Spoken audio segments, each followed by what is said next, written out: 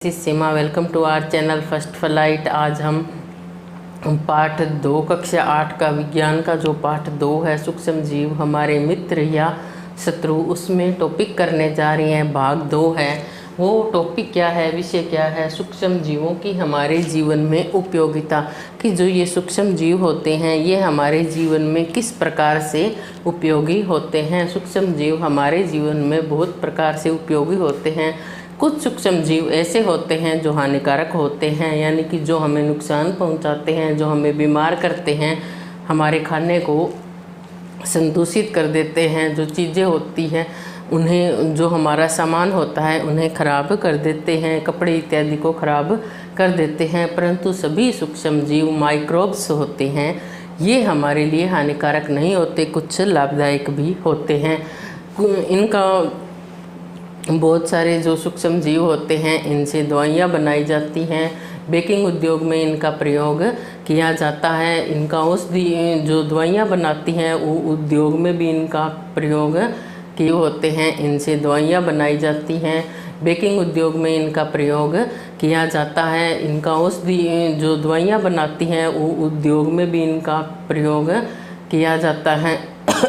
छिलके होते हैं केले वगैरह के, जितने सब्जियों के छिलके, फ्रूट्स के छिलके होते हैं, उनको क्या है कि ये माइक्रोब्स होते हैं, सूक्ष्म जीव होते हैं, ये उनका अपघटन करके उनकी क्या है, उनको खाद में परिवर्तित, जैविक खाद में परिवर्तित कर देते हैं। तो इस प्रकार से ये हमारे लिए काफ़ी उपयोगी भी होते हैं और बहुत सारी इनके नुकसान भी होते हैं। ये काफ़ी जो बीमारियां होती हैं वो भी फैलाते हैं।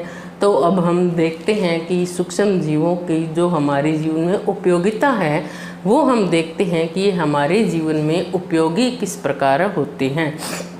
ये हमारे जीवन में उपयोगी विभिन्न कामों में इनका उपयोग किया जाता है।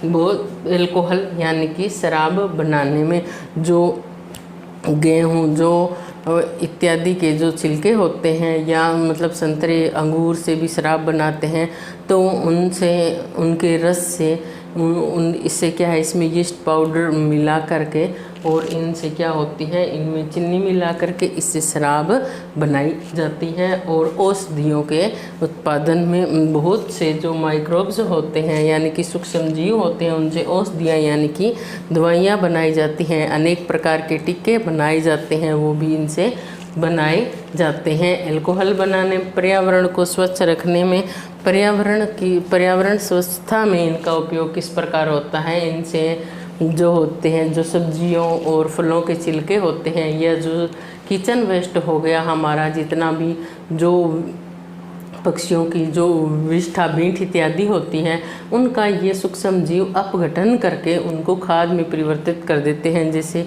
पशुओं का गोबर और ये हमें गड्ढे में डाल देते हैं। जितने भी ये छिलके और पत्ते इत्यादि होते हैं इनको गड्ढे में डाल देते हैं, और ये फिर धीरे धीरे क्या है, इनसे जैविक खाद हमारी तैयार हो जाती है। तो ये इससे हमारी जो मिट्टी की उर्वरता होती है वो भी बनी रहती है। तो ये हमारे लिए बहुत उपयोगी साबित भी होते हैं। जिस प्रकार और कैसे हो गई, जैसे इनके क्या होता है, अब सूक्ष्म जीव होते हैं, इनका वाणिज्यिक उपयोग भी इनका किया जाता है। वाणिज्यिक उपयोग यानी कि जो जैसे दही और जो ब्रेड बनाना है, बेकिंग उद्योग में इनका उपयोग किया जाता है। जीवाणु क्या होते हैं, जैसे दही बनाते हैं तो दही में क्या करते हैं, हम दूध को गर्म करके उबाल लेंगे, उसको गर्म करके फिर थोड़ा ठंडा हो जाता है, उसमें दही डालते हैं। तो ये दूध में दही, और सुबह हमें दही जमा हुआ मिलता है। जो दूध से दही बना है, ये काम किसने किया, ये सूक्ष्म जीवों ने किया, क्योंकि दही में अनेक सूक्ष्म जीव होते हैं। और दही में जो लैक्टोबैसिलस नामक एक जीवाणु होता है वो प्रमुख होता है। वो क्या होता है कि दूध को दही में परिवर्तित करता है। तो दूध से दही बनाने में भी ये हमारे काम आता है, अनेक दवाइयाँ बनाने में हमारे खाद्य पदार्थ होते हैं, ये इनके उत्पादन में भी ये सहायक होते हैं। जीवाणु, पनीर और ये अचार और अनेक प्रकार के जो खाद्य हमारे खाने वाले बिस्किट इत्यादि होते हैं, इनके उत्पादन में सहायक होते हैं, यानी कि बेकिंग उद्योग में भी ये सहायक होते हैं। रवा, सूजी, इडली से इडली और भटूरा होता है, उसका महत्वपूर्ण संगठक है। ये किसका है? रवा, इडली और भटूरे का महत्वपूर्ण संगठक है। इसमें जो हमारी जो पाठ्य पुस्तक है NCERT की, उसमें एक्टिविटी दी हुई है क्रियाकलाप, यानी कि क्रियाकलाप 2.3 है। उस 2.3 क्रियाकलाप में क्या बताया गया है कि आधा किलो आटा या मैदा ले लें, उसमें थोड़ी चीनी डाल करके गर्म पानी मिलाएं। बाद में उसमें क्या है कि एक चुटकी भर यीस्ट पाउडर डाल दें। चुटकी भर यीस्ट पाउडर जब हम डालेंगे तो थोड़ी देर बाद में जो गूंथा हुआ मैदा है, उसको हम मैदे को गूंथ करके क्या है एक जगह रख देते हैं आधा 1 घंटे के लिए। बाद में थोड़ी देर बाद में जब हम उस मैदे को देखेंगे तो वो मैदा हमें कुछ ऊपर उठा हुआ दिखाई देगा। तो इससे क्या पता चलता है कि ये जो यीस्ट पाउडर है, इससे क्या है, मैदा कुछ फूल जाता है और इससे जो हमारे हम बनाते हैं इडली, भटूरे इत्यादि, ये फूल करके बहुत अच्छे तैयार होते हैं, बहुत अच्छे मतलब टेस्ट में भी बहुत अच्छे होते हैं। तो यीस्ट पाउडर होता है, ये क्या करता है? यीस्ट पाउडर होता है, ये तीव्रता से जनन करता है। यीस्ट पाउडर क्या करता है? यीस्ट पाउडर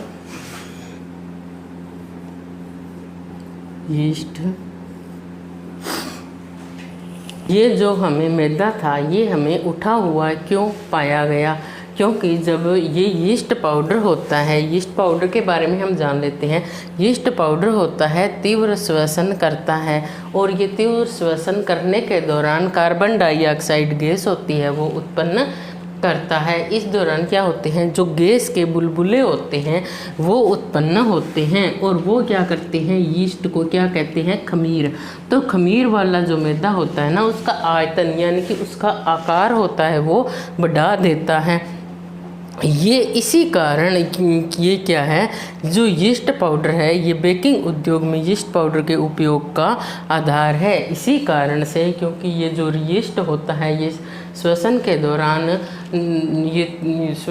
दौरान तीव्र गैस उत्पन्न करता है, जिससे क्या होती है, कार्बन डाइऑक्साइड उत्पन्न करता है। इससे इसका आकार, मैदे का आकार बढ़ जाता है। इसी कारण बेकिंग उद्योग में यीस्ट यानी कि खमीर होता है, यीस्ट को क्या कहते हैं, खमीर के उपयोग का आधार है। खमीर के जो उपयोग होता है उसका ये आधार ये चीज़ है, इससे उसका आयतन होता है वो बढ़ जाता है। आशा करती होंगी कि आपको इतना मैंने समझाया ये काफ़ी अच्छे से समझ में आया होगा।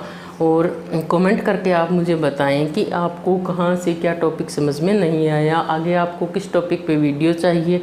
और का उपयोग सूक्ष्म जीव होते हैं, इनका हम अपने लाभ के लिए कहाँ कहाँ उपयोग कर सकते हैं। एक तो होता है वाणिज्यिक उद्योग में, वाणिज्य में, औषधीय उपयोग में, यानी कि इससे औषधि यानी कि दवाइयाँ बनाई जा सकती हैं। मिट्टी उर्वरता में वृद्धि करने के लिए, यानी कि मिट्टी की उपजाऊ शक्ति बढ़ाने के लिए, इससे जैविक खाद इत्यादि जो तैयार करते हैं तब इनका उपयोग होता है। पर्यावरण शुद्धिकरण में और पर्यावरण को स्वच्छ रखने के लिए भी सूक्ष्म जीव होते हैं, ये काफ़ी लाभदायक साबित होते हैं। अब सबसे पहले हम देखते हैं कि वाणिज्यिक उपयोग, इनका वाणिज्यिक उपयोग को हम देखते हैं। किसको? वाणिज्यिक उपयोग।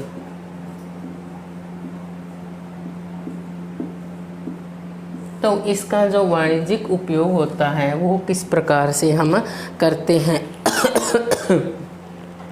शराब उत्पादन में, किसके उत्पादन में? अल्कोहल, शराब और एसिडिक एसिड के उत्पादन में।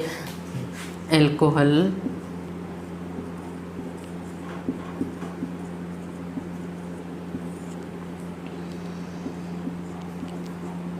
शराब और एसिडिक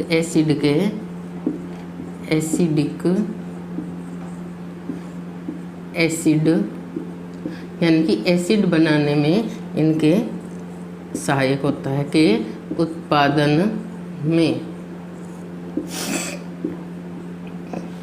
एसिडिक एसिड के उत्पादन में। अब देखते हैं कि ये चीज़ें कैसे बनती हैं। तो ये कैसे बनती है कि जो गेहूँ ये फलों का रस होता है उनमें क्या है कि प्राकृतिक रूप से शुगर यानी कि शर्करा यानी कि जो चीनी होती है, मिठास होती है, वो होती है।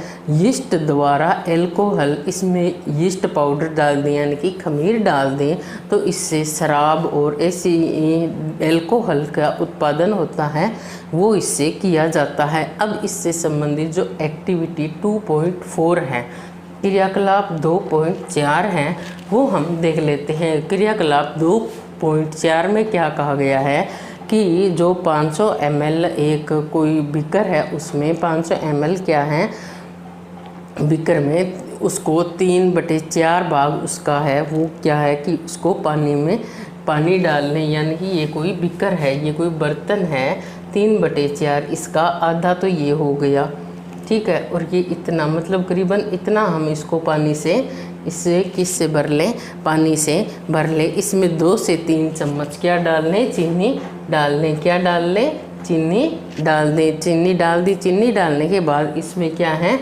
अब क्या डाल दें, चुटकी भर क्या है, यीस्ट पाउडर डाल दें। यीस्ट पाउडर यानी कि खमीर डाल दें। खमीर डालने के बाद इसको 4-5 घंटे के लिए गर्म स्थान पर किसी गर्मी वाली जगह पर ढककर रख दें। और बाद में इस जो विलयन को, यानी कि ये जो मिक्सचर बन गया है, ये जो मिक्सचर है, इसको हम सूंघ करके देखेंगे तो हमें क्या पता चलेगा कि ये जो हमें खुशबू आ रही है, गंध यानी कि दुर्गंध कैसे कह सकते हैं, अल्कोहल की है। ये क्या है, तो चीनी क्या होती है, चीनी के अल्कोहल में परिवर्तित होने के कारण बनी है। ये गंध हम किस प्रकार बनी, चीनी जब अल्कोहल में परिवर्तित हुई तो ये बनी। क्या है, चीनी, ये गंध किस प्रकार आई, चीनी के अल्कोहल में परिवर्तित होने के कारण। किसके, चीनी के अल्कोहल में परिवर्तित होने के कारण, अल्कोहल में परिवर्तन के कारण ये गंध आ रही है। तो चीनी क्या होती है, ये अल्कोहल में परिवर्तित हो जाती है जब इसमें हम यीस्ट पाउडर मिलाते हैं। इसे क्या कहते हैं, ये जो बनाते हैं इसको क्या कहते हैं, किण्वन इंग्लिश में जिसे फर्मेंटेशन कहते हैं। किण्वन यानी कि फर्मेंटेशन, किण्वन यानी कि फर्मेंटेशन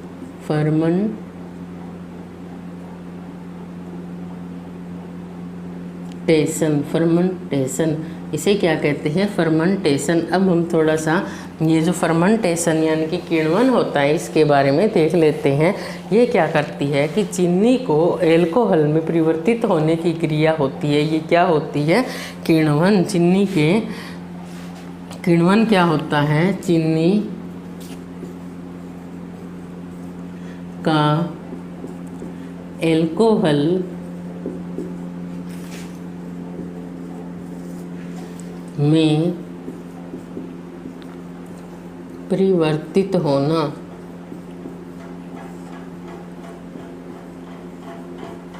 किण्वन क्या होता है, चीनी का अल्कोहल में परिवर्तित होने की जो क्रिया है वो किण्वन होती है। इसकी खोज लुईस पास्चर ने 1857। अब हम फर्मेंटेशन के बारे में, फर्मेंटेशन क्या होती है, फर्मेंटेशन होती है चीनी जब अल्कोहल में परिवर्तित होती है तो इस क्रिया को फर्मेंटेशन कहते हैं। और फर्मेंटेशन की खोज 1857 में लुई पास्चर ने की थी। तो अभी तक वीडियो को लाइक होते हैं। इनका औषधीय उपयोग किस प्रकार किया जाता है, इनका औषधीय उपयोग क्या होता है, पेनिसिलिन का जो इंजेक्शन बनाया जाता है उसका जो वो भी क्या होता है कि सूक्ष्म जीवों के द्वारा प्रयोग करके बनाया जाता है। वैक्सीन बनाई जाती है और जो प्रतिजैविक की जो एंटीबायोटिक की गोलियां होती हैं या कैप्सूल डॉक्टर हमें बीमार होने पर देते हैं, तो वो भी क्या है, इनसे सूक्ष्म जीवों से बनाए जाते हैं। और ये क्या होते हैं, प्रतिजैविक होते हैं। ये वैक्सीन भी क्या होगा, प्रतिजैविक होगा, या इसे एंटीबायोटिक भी कहते हैं। या कैप्सूल, प्रतिजैविक की गोली कैप्सूल देते हैं, वैक्सीन देते हैं, पेनिसिलिन का इंजेक्शन होता है वो देते हैं। तो जैसे पोलियो वैक्सीन लगाई जाती है, ये वास्तव में कोई, ये एक वैक्सीन भी क्या होता है, एक टीका होता है। वैक्सीन ये कोई दवाई नहीं होती पोलियो की।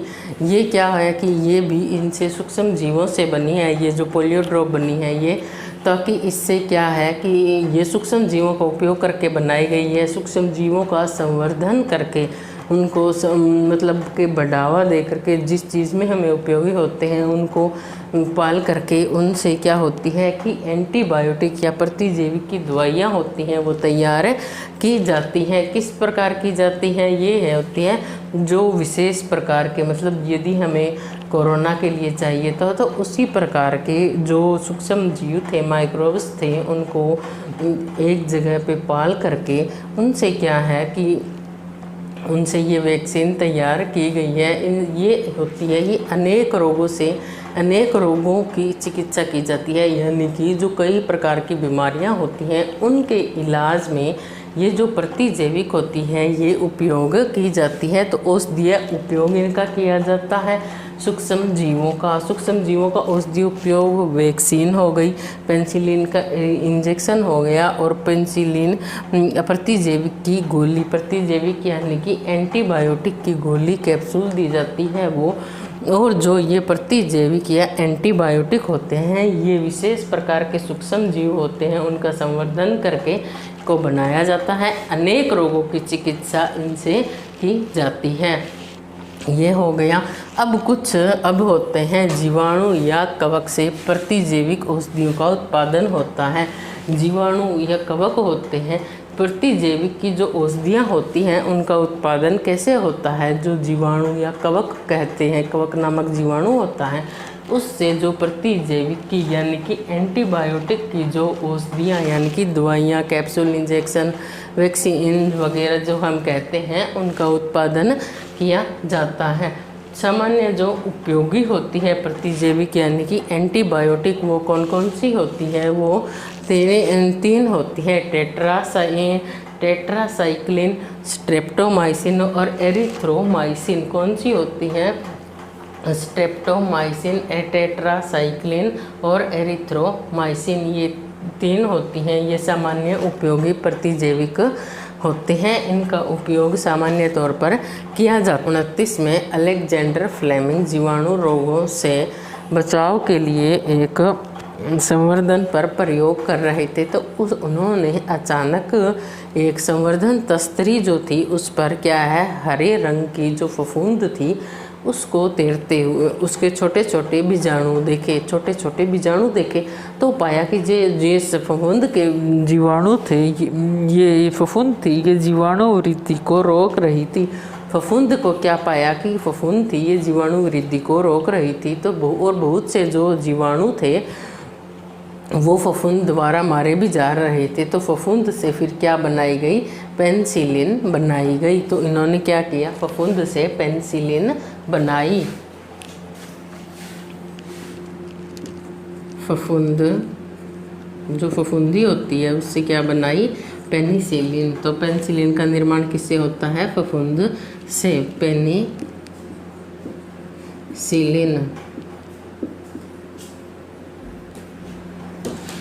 फफूंद से पेनिसिलिन बनाई। फिर अब पशु आहार और जो कुक्कुट आहार है होता है उसमें भी प्रतिजैविक मिलाए जाते हैं।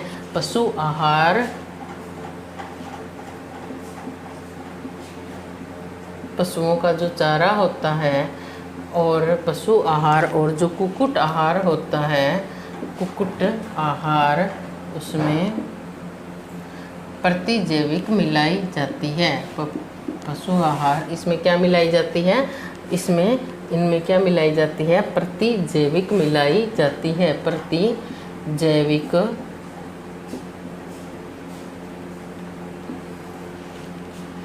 मिलाई जाती है। क्या मिलाई जाती है? प्रतिजैविक मिलाई जाती है। इसमें पशु आहार और जो कुक्कुट आहार होता है उसमें प्रतिजैविक मिलाई जाती है। ये जो उपयोग होता है पशुओं में सूक्ष्म जीव होता है, ये इसका उपयोग क्यों किया जाता है?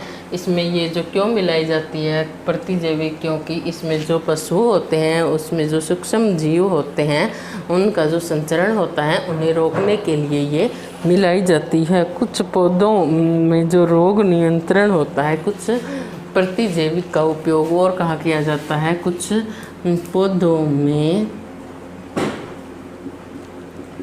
रोग नियंत्रण के लिए, पौधों में रोगों की रोकथाम के लिए, पौधों में रोग नियंत्रण के लिए भी इसका उपयोग किया जाता है। सावधानी इससे क्या बरतनी चाहिए कि ये जो प्रतिजैविक होती है ये डॉक्टर की सलाह पे लेनी चाहिए। डॉक्टर जितनी डोज बताए उतनी लेनी चाहिए। यदि हमें ज़रूरत ना हो तो वैसे ही प्रतिजैविक नहीं लेनी चाहिए, क्योंकि यदि वैसे ही हम प्रतिजैविक लेंगे तो जब हमें ज़रूरत होगी तो ये उतना काम नहीं करती। और जो एक बार प्रतिजैविक हमारे शरीर में प्रवेश करवा दी जाती है वो बाद में हमेशा के लिए बनी रहती है। और आगे उससे संबंधित वही रोग यदि हमारे शरीर में होता है तो उससे क्या होता है कि ये जो प्रतिजैविक होती है ये हमारे शरीर की रक्षा करती है। जैसे जो वैक्सीन, कोरोना के वैक्सीन लगाए गए थे वो कोई मतलब इससे बचाव का नहीं था, वो क्या था, हमारे शरीर में उसने प्रतिरक्षी उत्पन्न की। तो जो उससे कोरोना था वो हमें या तो कम होगा या क्या होगा कि उससे उतना नुकसान हमारे शरीर में नहीं होता। उससे हमारे शरीर में जो रोग होता है, कोरोना जैसी बीमारी होगी, उससे लड़ने के लिए ये क्या होते हैं कि हमारे शरीर को उसके लायक बना देती है।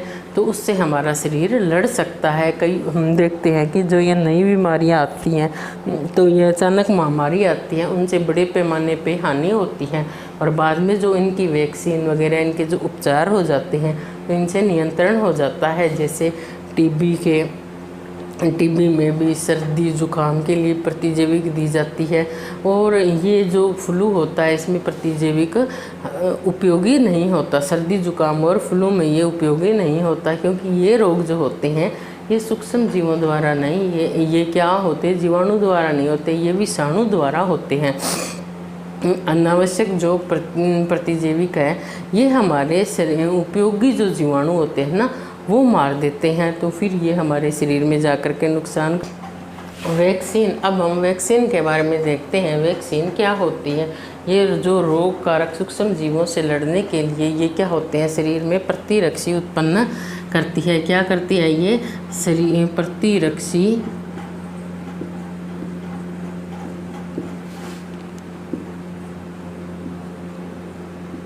उत्पन्न करती है। ये क्या करती है? प्रतिरक्षी उत्पन्न करती है। जो हमारे शरीर में रोग कारक सूक्ष्म जीव होते हैं उनसे लड़ने के लिए हमारे शरीर को प्रतिरक्षी की आवश्यकता होती है।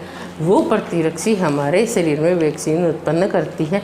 वही रोग कारक सूक्ष्म जीव यदि शरीर में दोबारा हो तो हमारा शरीर उनसे लड़ सकता है। शरीर क्या होता है? शरीर रोग कारक सूक्ष्म जीवों से लड़ सकता है। ये जो वैक्सीन होती है ये क्यों की जाती है? तो इससे क्या होता है कि शरीर क्या होता है, वही रोग यदि दोबारा होता है तो वो जो रोग कारक सूक्ष्म जीव होंगे उनसे क्या होता है, हमारा शरीर लड़ सकता है। रोग कारक सूक्ष्म जीवों से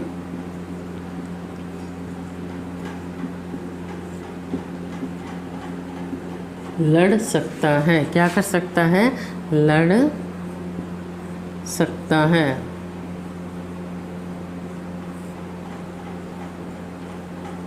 वही रोग यदि हमारे शरीर में दोबारा होते हैं तो उनसे हमारा शरीर क्या होता है, ये लड़ सकता है और प्रतिरक्षी हमेशा शरीर में बना रहता है।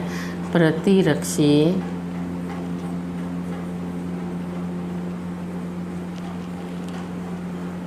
हमेशा शरीर में बना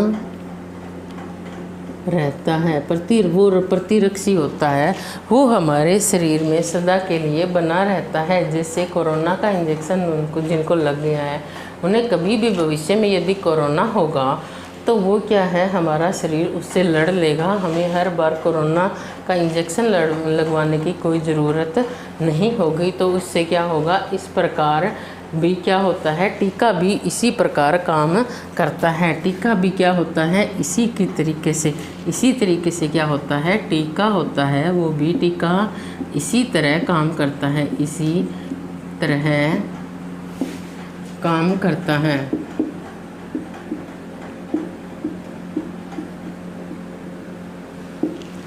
ठीक है, टीका होता है वो वैक्सीन की तरह काम करता है, यानी कि वो भी हमारे शरीर में प्रतिरक्षी उत्पन्न करता है, रोगकारक सूक्ष्म जीवों से लड़ सकता है और दोबारा से वो हमेशा से प्रतिरक्षी हमारे शरीर में बना रहता है। दोबारा वो हो तो वही बीमारी हमें हो तो उनसे हमारा शरीर लड़ सकता है। टीबी का और ये जो होता है क्या होता है, टाइफाइड, इसके उपयोग में मलेरिया, इनमें क्या होता है कि ये जो वैक्सीन वगैरह लगाई जाती है, इनकी दवाइयाँ तैयार की जाती है। पहले खसरा हो जाता था, निमाता कहते थे हम, तो उनसे क्या है कि काफ़ी सारी मौतें हो जाती, हमारे शरीर में बहुत नुकसान होता था। तो अब इनके लिए बच्चों के ही काली खांसी के, और हाँ हमने देखे होंगे एक कार्ड होता है बच्चों का आजकल, वो वैक्सीन्स लगवाई जाती है, टीके लगाए जाते हैं और बच्चे 2-3 दिन के लिए बीमार रहते हैं, उन्हें बुखार वगैरह चढ़ता है।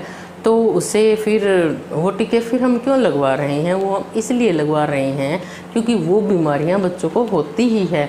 यदि हमने वो इंजेक्शन नहीं लगवाई तो वो बीमारियां हो करके बच्चों को मौत हो सकती है, उनमें अपंगता आ सकती है। जैसे पोलियो ड्रॉप देते हैं तो ये होती है कि ये जो पोलियो नहीं होता, अब हमारे देश को पोलियो मुक्त देश हो गया है क्योंकि इसकी इतने बड़े स्तर पर अमिताभ बच्चन ने भी इसकी ऐड की थी और लोगों ने भी काफ़ी जागरूकता दिखाई और सरकार ने इस पे बड़े पैमाने पे काम किया। तो इन सब रोगों की रोकथाम के लिए वैक्सीन या टीके दिए जाते हैं ताकि ये रोग क्या हो कि ये जो रोग हमारे शरीर में जब हमें हों तो हमारा शरीर इन बीमारियों से लड़ सके। काली खांसी इत्यादि के बच्चों के बहुत टीके लगते हैं, तो आजकल ये बीमारियां बच्चों में हमें देखने को नहीं मिलती।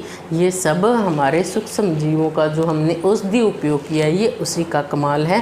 पहले हम देखते थे कि बहुत सारे बच्चे थे वो बचपन में ही मौत हो जाती थी उनकी, 5-6 साल तक की उम्र में आते पहले बहुत बच्चे होते थे और उनकी जो शिशु डेथ रेट थी वो बहुत ज़्यादा थी। अब नहीं है, पीलिया इत्यादि के इंजेक्शन लगने शुरू हो गए। तो वैक्सीन द्वारा रोकी जाने वाली बीमारियां कौन कौन सी हैं, वो होती हैं हैजा। की जाने वाली बीमारियां कौन कौन सी हैं,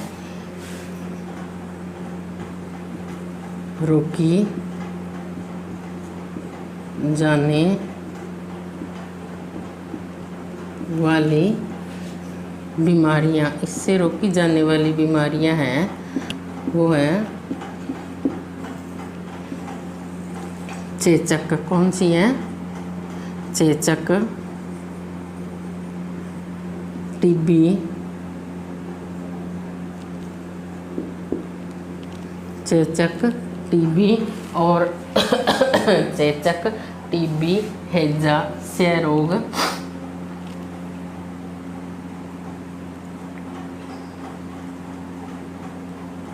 हैजा, क्षय रोग, चेचक, टीबी, हैजा, क्षय रोग और हेपेटाइटिस जैसी बीमारियां क्या है, रोकी जाती हैं। और कौन सी, हेपेटाइटिस।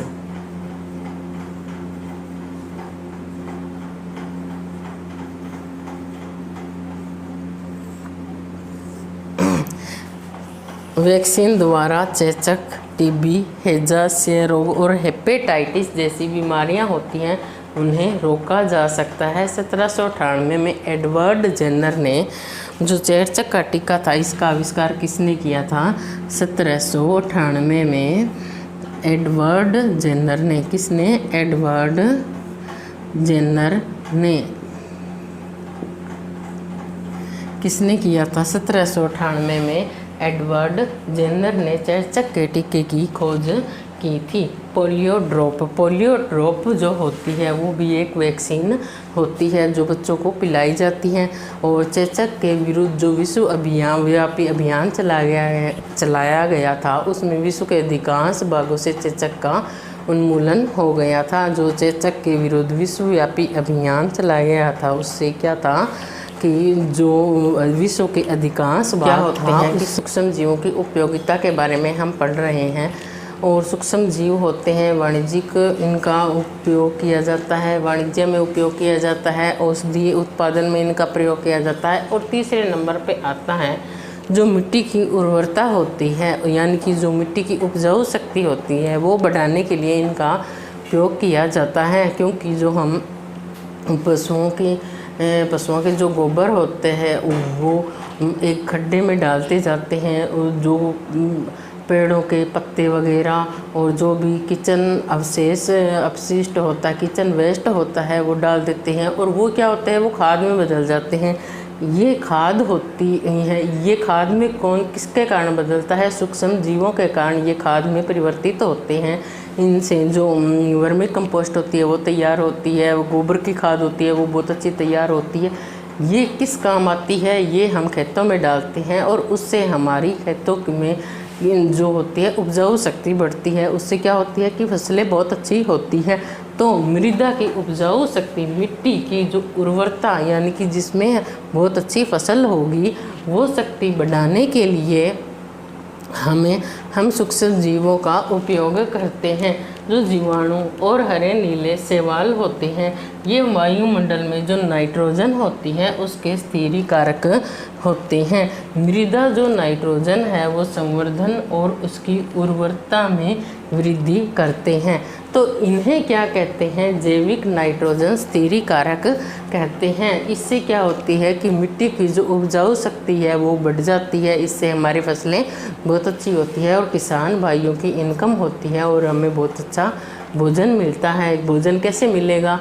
इससे कि जैसे हमें अच्छे किस्म की गेहूँ, चावल इत्यादि हमें खाने को मिलेंगे, भले ही हम पैसे देके खरीद के लाते हैं परंतु वो हमें मिलते हैं। और दूसरा जो होता है वो ये होगा कि अच्छे फल और जो सब्जियां होती हैं वो मिलती हैं हमें। तो और आगे में पर्यावरण शुद्धिकरण में सूक्ष्म जीवों का उपयोग किया जाता है। इसमें जो हमारी NCERT की पाठ्य पुस्तक है उसमें एक्टिविटी 2.5 है कि क्रियाकलाप 2.5 है। उसमें कहा गया है कि आप 2 गमले लो, A और B से उन्हें चिन्हित करो। दोनों गमलों को क्या है कि आधा आधा मिट्टी से भर दो, के ये और कुछ गोबर की खाद वगैरह डाल करके इन्हें छोड़ दो। दूसरे में क्या होता है कि इसमें आधे में तो मिट्टी डाल ही दी है, दूसरे गमले में आधे में प्लास्टिक की बोतलें, कांच की बोतलें और जो प्लास्टिक के जो टूटे हुए खिलौने इत्यादि होते हैं वो डाल करके छोड़ दें। वो डाल करके जब हम छोड़ते हैं तो हम देखते हैं कि जो गमला A था जिसमें हमने जो पत्ते और छिलके वगैरह डाले हुए थे उसमें 3-4 सप्ताह के लिए उसे छोड़ दिया, 5 सप्ताह के लिए छोड़ दे, तो उसके बाद हम देखेंगे कि वो खाद में परिवर्तित हो गए हैं। ये काम किसने किया? जीवाणुओं ने किया, सूक्ष्म जीवों ने किया था। और जो गमला B है जिसमें प्लास्टिक की बोतलें थी वो अपघटित नहीं हुई। तो इनको क्या है कि ये जो सूक्ष्म जीव होते हैं ये अपघटित नहीं कर पाते। तो ये जब चीज़ें, ये जो छिलके वगैरह होंगे, पत्ते वगैरह होंगे, तो इनका क्या है कि इनका अपघटन किया जाता है। इससे क्या होता है, खाद में परिवर्तित हो गए तो एक तो हमारे किसानों के लिए उपयोगी होंगे, दूसरे इससे जो पर्यावरण को नुकसान नहीं होता क्योंकि छिलके वगैरह हैं इनका अपघटन सूक्ष्म जीवों द्वारा हो जाता है। तो इस प्रकार ये पर्यावरण को शुद्ध रखते हैं। अपशिष्ट थे उनका विघटन हो गया। जो गमला A था उसमें क्या था? पादप अपशिष्ट था। गमला A था उसमें क्या थे? पादप अपशिष्ट थे। तो पादप अपशिष्ट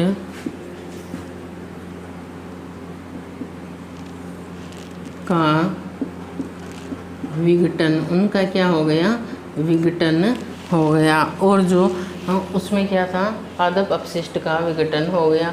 और तो क्या पता चला कि सूक्ष्म जीव होते हैं, इनके द्वारा पादप अपशिष्ट का विघटन कर खाद में बदल देते हैं। पादप अपशिष्ट को क्या करते हैं, ये खाद में बदलते हैं। सूक्ष्म जीव पादप अपशिष्ट को खाद में परिवर्तित करते हैं, खाद में परिवर्तित कर देते हैं। किसमें, खाद में परिवर्तित कर देते हैं। और हम पोषक होते हैं वो पौधों द्वारा दोबारा उपयोग किए जाते हैं। ये जो पोषक होते हैं, इस प्रक्रिया में जो पोषक बने थे ये पौधों द्वारा दोबारा उपयोग कर लिए जाते हैं। पोषकों का पौधों द्वारा दोबारा उपयोग जो ये पोषक थे उनका क्या था कि पौधों द्वारा दोबारा उपयोग कर लिया गया। अब जो गमला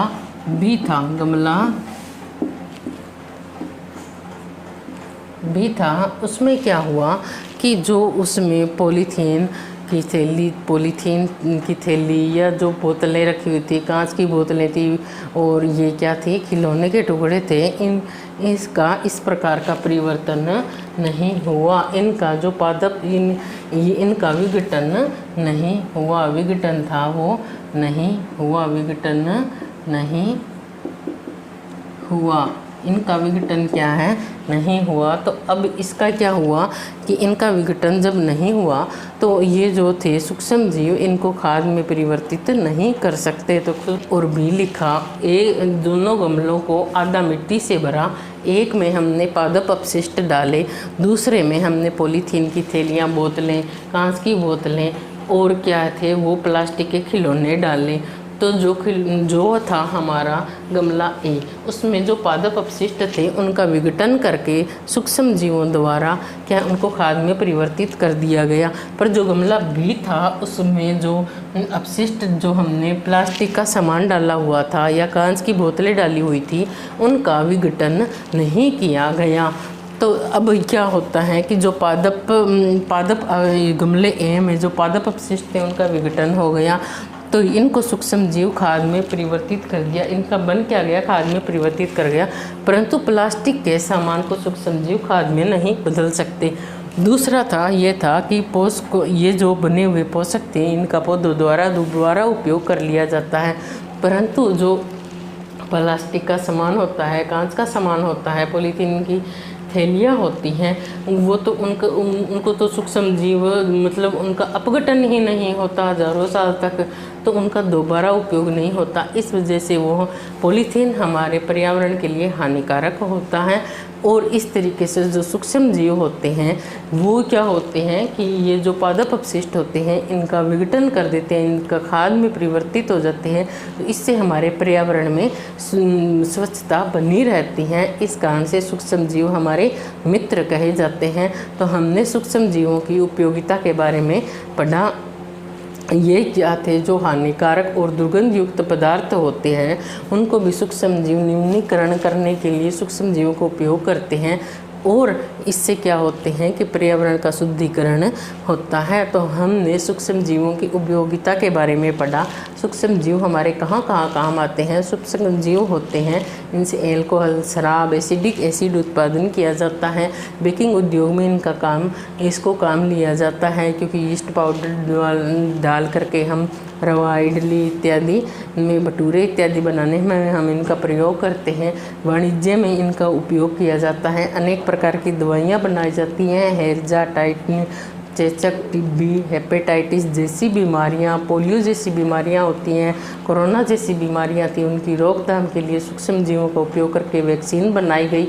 उनसे जो इन बीमारियों की रोकथाम थी वो हमारे की गई नहीं। जो पीछे कोरोना जैसी महामारी आई थी उसमें तो संपूर्ण विश्व का मानव सभ्यता थी उसका विनाश ही हो जाता, परंतु ये हमने सूक्ष्म जीवों का उपयोग करके इनसे जो वैक्सीन वगैरह बनाई, इससे हमारे अनेक रोगों से रोकथाम हुई। और पर्यावरण को शुद्ध रखने के लिए भी हमें यहाँ हम सूक्ष्म जीवों का उपयोग करते हैं। और क्या होते हैं कि जो मिट्टी की उपजाऊ शक्ति है उसमें भी ये सूक्ष्म जीवों का हम उपयोग करके, क्योंकि खाद गोबर वगैरह की खाद बनाते हैं, वर्मी कंपोस्ट तैयार करते हैं, यहाँ पर भी सूक्ष्म जीव हमारी सहायता करते हैं। तो इस कारण से सूक्ष्म जीव हमारे मित्र कहे जाते हैं। आशा करती हूँ कि ये टॉपिक आपको समझ में आया होगा। यदि आपको मेरी वीडियो पसंद आई हो तो इसे लाइक शेयर और सब्सक्राइब करें। धन्यवाद। बाय।